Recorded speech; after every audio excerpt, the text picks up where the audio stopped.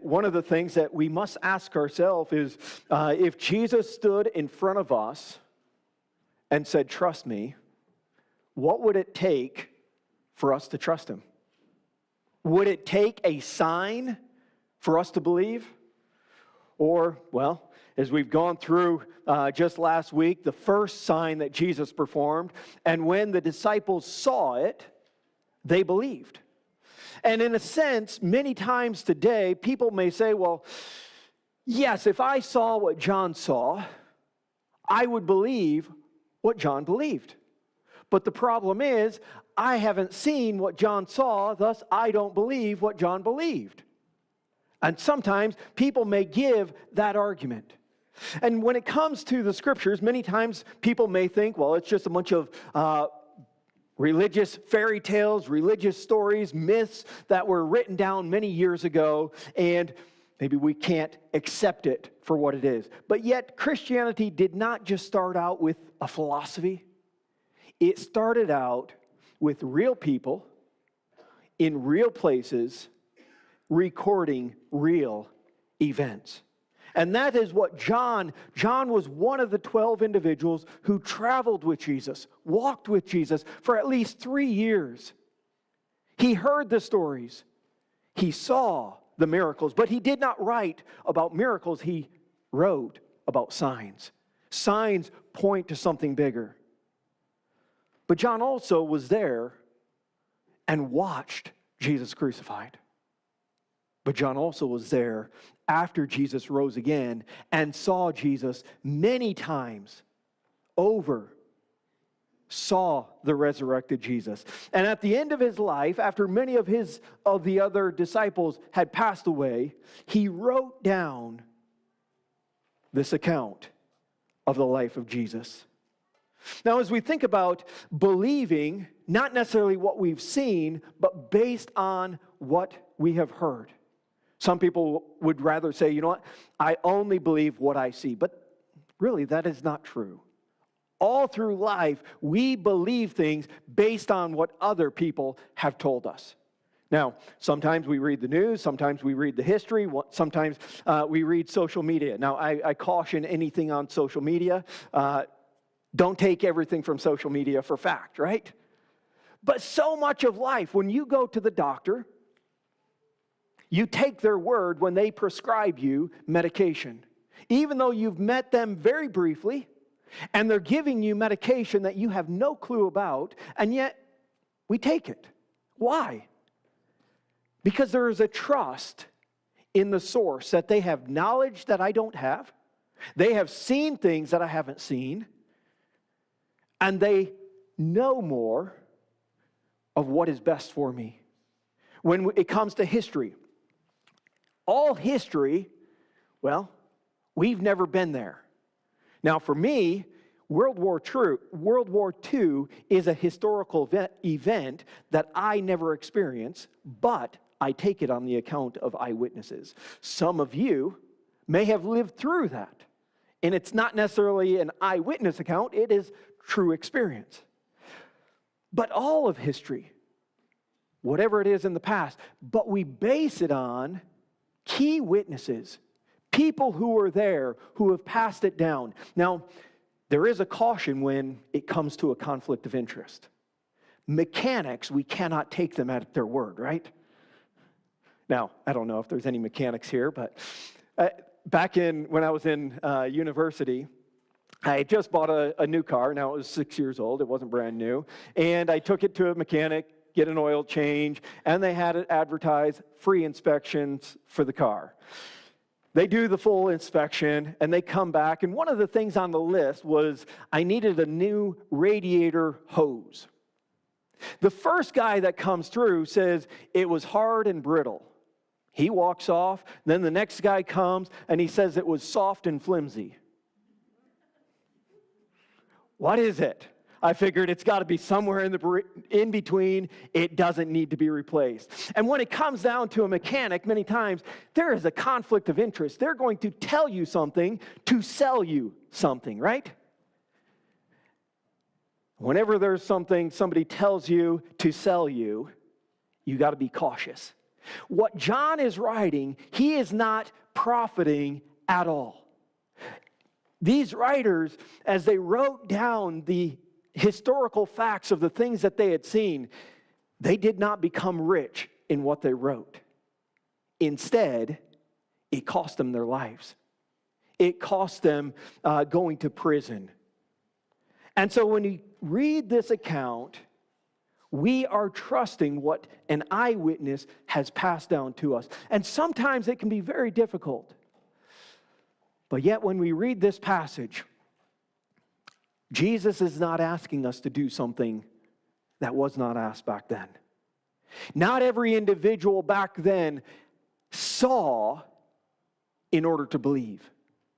But what we find in this passage is a man who had to believe before he saw. But he wasn't believing just based on no evidence at all. What we find here leading up to this passage, we looked at last week, John chapter 2, turning the water into wine, and the word would have spread in that community. In fact, when it comes to this passage, it mentions it was in Cana of Galilee, the same place that Jesus turned water into wine. So he's connecting the dots. But in between that, Jesus had traveled down to Jerusalem. Now, anytime you read in Scripture, it always speaks about going up to Jerusalem. It's not about north and south. It is all about elevation. Jerusalem is very high altitude, so basically anytime you travel to Jerusalem, no matter if you're traveling south or if you're traveling north, you're always going up because it's on a hill. So they travel to Jerusalem. While he's there in Jerusalem, at the end of chapter 2, Jesus clears out the temple, drives out the animals, drives out the people buying and selling because people had made the temple into a house of merchandise, a marketplace. And he drives them out. And the people, they did not ask him, why are you doing this? But really the question was, who gives you the authority to do this? Who are you in order to do these things? Show us a sign. And Jesus says the only sign he would give them was tear down this temple, and in 3 days I will rise it up again. Later on, John realized he wasn't talking about the physical temple. He was talking about his body. Destroy this body, kill this body, and in 3 days I will rise up. He's saying the ultimate sign showing and proving who I am will be my death, burial, and resurrection. But while he was there in Jerusalem, at the end of chapter 2, it mentions he did many signs. He did do many signs there in Jerusalem. In fact, chapter 3, Nicodemus, a ruler of the Jews, he's a teacher, knows the scriptures, the Hebrew scriptures. And he says, no man can do signs like this unless they're sent from God. And there's a whole dialogue there that Jesus has with with Nicodemus. Then Jesus leaves Jerusalem, heading back up to Galilee.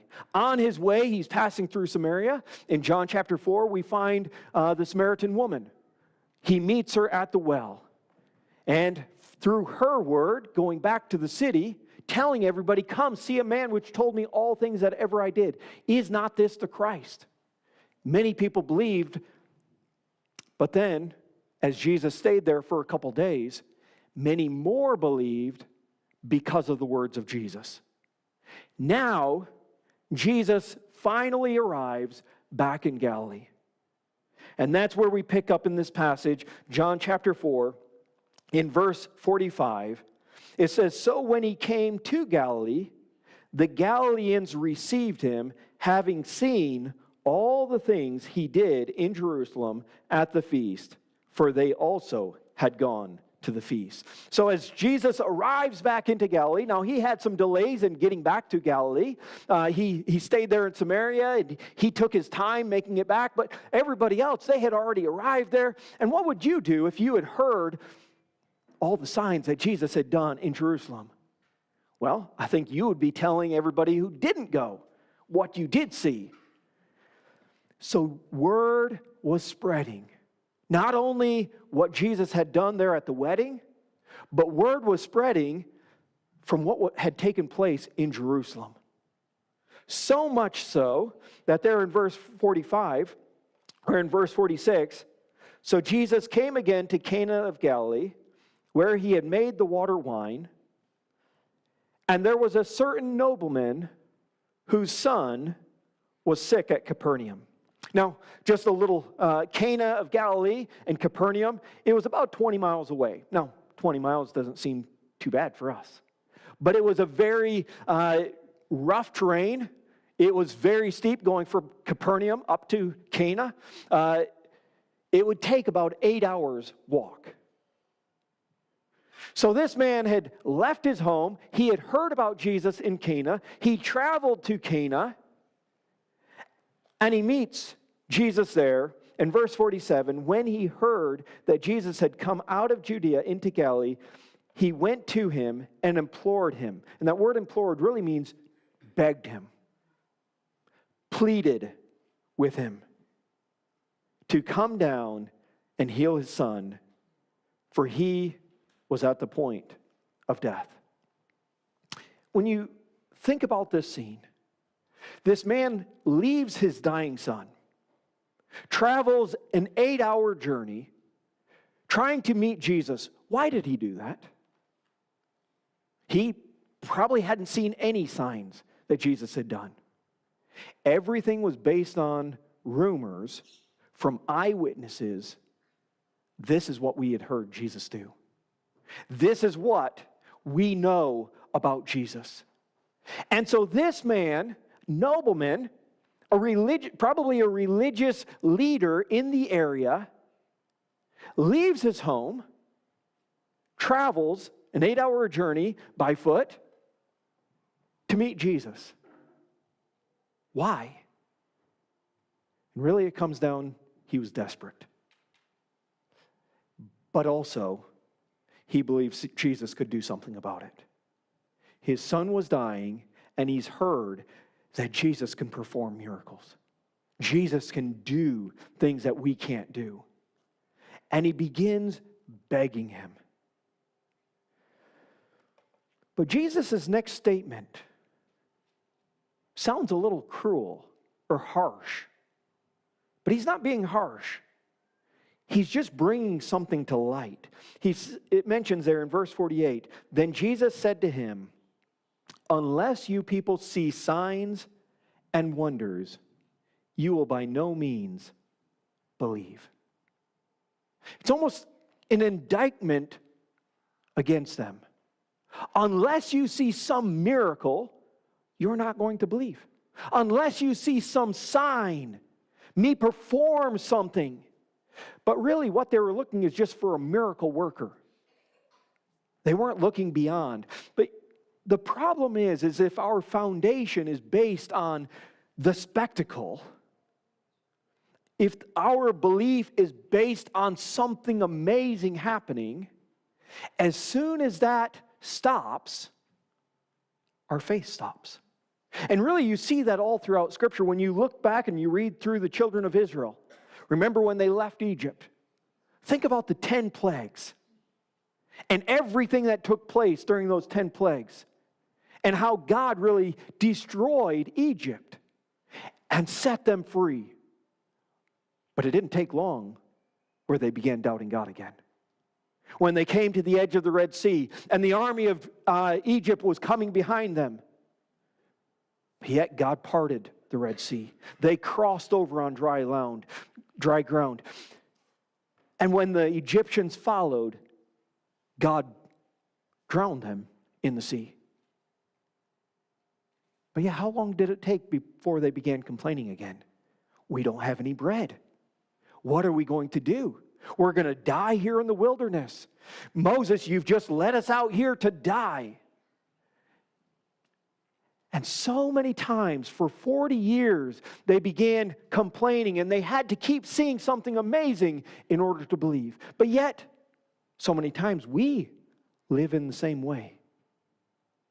We have to see some new prayer request answered, otherwise, we're going to stop believing. God, if you really want me to believe? I want you to do this for me so that I can trust you. But yet, really, when it comes down to it, if Jesus died on the cross and he rose again the third day, what more could God do for us to trust him? And really, at this point, Jesus is speaking to the people. He's saying, unless you see a sign, you won't believe. But then, this man, he turns, and verse 49, the nobleman said to him, Sir, come down before my child dies.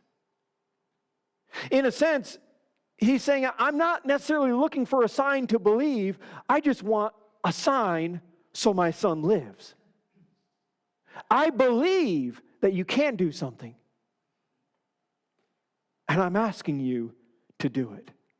But in one sense, you could say this man had faith, but it was still an imperfect faith. He believed certain things about Jesus, but he didn't have the confidence that Jesus could do anything. He believed Jesus enough to travel from Capernaum to Cana. He believed Jesus enough that Jesus could heal his son if he was physically present. Jesus, you have to come back with me. Otherwise, my son is going to die. He also believed that Jesus could heal the sick, but he didn't have the belief that Jesus could raise the dead. So he had a partial belief. But you know, Jesus desires us to come. Even if we don't have the full understanding, even if we don't have that full belief, even if we don't understand everything about the scriptures, even if we don't understand everything about life, Jesus invites us to take that first step, to come and learn and grow. And it mentions there in verse 50, Jesus said to him, Go your way, your son lives. What would you do if Jesus told you that? This man would have to act trusting the words of Jesus without having any physical evidence. This man would have to travel an 8-hour journey, walk back home, without having anything tangible, knowing that it was true. He couldn't pull out his phone, say, Hey, wife, how's our son? Is he all right? Can I come home yet?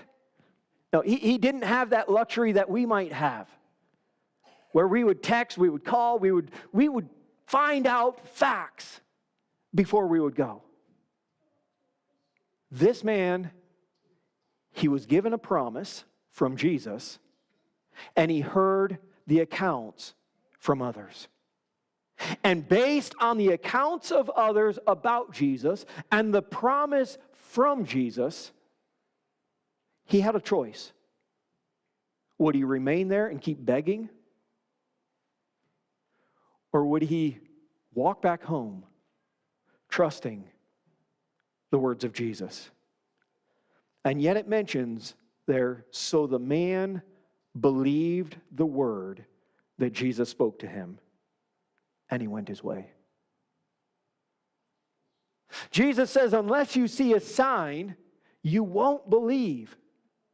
And then this man keeps on asking, I'm not looking for a sign to believe. I am looking for a sign so that my son lives. I do believe. Please come. But Jesus sent him on his way to believe before he could see. And he acts upon it. Imagine as that man would have gone home. 8-hour journey. All based on a promise. Think about his thoughts going through his mind. Think about, in fact, he would have had to go to sleep sometime. Because as he meets his servant mentions he was healed yesterday. And that shows the distance that this man had going from Capernaum to Cana and back again. And so it was a full night. How well did he sleep that night? I don't know. How much was he trusting the words of Jesus, my son is alive? He trusted him enough to leave. Most likely, he probably trusted him enough to have a good night's sleep rather than traveling through the night. Verse 51, and as he was now going down, his servants met him and told him, saying, your son lives. Imagine as he's traveling down the road and he sees his servants running towards him. Really, the only reason his servants would be coming to him would be one of two things. Your son is dead, or your son is alive, and he's well. And when he finds out his son is alive, the very next question he wants to figure out, is this coincidence? He was just going to get better anyways. I mean, I've been gone for a couple days. He just happened to get better. Or was this specific, something based on what happened when Jesus said, your son lives? And he inquires, he questions, what time did he get better? What time of the day? When did he get better? And they said, yesterday at the 7th hour, the fever left him. So the father knew that it was at the same hour in which Jesus said to him, your son lives. But then notice the next verse. And he himself believed, and his whole household. What we see here is this man's faith continued to grow. He believed Jesus enough to leave his home to meet with Jesus, based on the words of people around him. He believed Jesus enough that Jesus had to be coming back with him present to heal his son. He believed believed in Jesus enough that he could heal the sick, but he wasn't sure about raising the dead. But when Jesus spoke the words, he had the belief Jesus can heal from a distance. Jesus doesn't have to be present.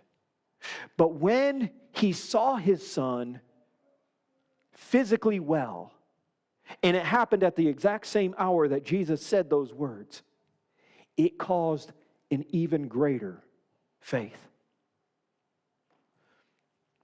And if you're a believer here today, I'm sure you would say, my faith has grown over the years. In fact, when we moved over, when we lived in Birmingham, this was back 2008, so quite many years ago, and we lived there in Birmingham, and one of the students from America asked us, how did you have enough faith to leave everything behind, leave all family behind, and take 2 suitcases and move over to England? How did you have that faith to do that? Our pay? Well, it was probably a quarter of what we were getting while we lived in the U.S., and the cost was double the cost here in the U.K. How did you have enough faith to do that? And I told him, well, it didn't start then. It started back many years ago when I went off to Bible college with only enough to pay for 1 semester, but yet finish completely debt-free. And time and time and time again, when I moved to one of the things I learned, the best way of starting up a business, especially in construction or painting, is not to move every year. You start building up a clientele, right? And from that, it continues to grow. Well, God had us relocating every year, whether it was our first year when we were married, back down to Bible college, and moving around, but yet every single time, God opened up the doors and provided the work for us. And faith grows. We don't have to have 100% faith at the beginning. All God asks for is taking that first step. Come and learn and discover about Jesus. And as you discover more about Jesus and you put your faith and trust in Him, you will see what God does in your life, which causes even more faith and more belief. And that faith continues to grow as you see God work in our lives. Not only did he believe, but also his household. His faith was, you could say, contagious. His act of faith going to Jesus and the work of Jesus and the words of Jesus had an impact that caused his whole household to believe. And it says there in verse 54, this again is the second sign Jesus did when he had come out of Judea into Galilee. The second one, now he had done many others there in Judea, down in Jerusalem. But when it comes to us, 2,000 years later, and going back to that question, or the statement, I would believe if I saw what John saw. I would believe what John believed if I saw what John saw. Well, going back to this story, Jesus, very similar to what it is today, Jesus was asking this man to believe something before he saw it. But again, he wasn't asking him to believe with absolutely no evidence. Based on the account of eyewitnesses who had seen Jesus do signs in Jerusalem, who had gone back to Galilee, who were spreading the words, based on the account of eyewitnesses and based on the promise of Jesus, Jesus was asking that man to believe. And the same thing for us 2,000 years later. Based on the account of eyewitnesses who saw Jesus. Not only these signs, but also saw Jesus crucified and saw Jesus resurrected.